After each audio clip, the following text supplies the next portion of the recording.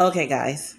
So I did a haul today of teas from my local tea shop. And I just want to say, I am trying the chocolate mint right now. And I did do a video, for you guys, because I have some new ideas. I'm having fun with my business. I'm really having a lot of fun. But I just want to say, this tea is so phenomenal. Here it is. Okay, it's right by my bed. It's chocolate mint. It smells, oh my God, breathtakingly delicious. Okay? Smells so good. And it tastes even better. I didn't have to put any sweeteners in this. It was just like natural. It's like the right amount of sweet. I don't know what they did to this tea.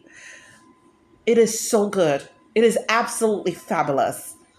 I love my local tea shop. If you guys have a local tea shop, make sure you visit and try their exotic teas. That's all I have to say. Please order this for Valentine's Day. You're not going to regret it. It is absolutely phenomenal. It's beautiful. Bye. Cheers.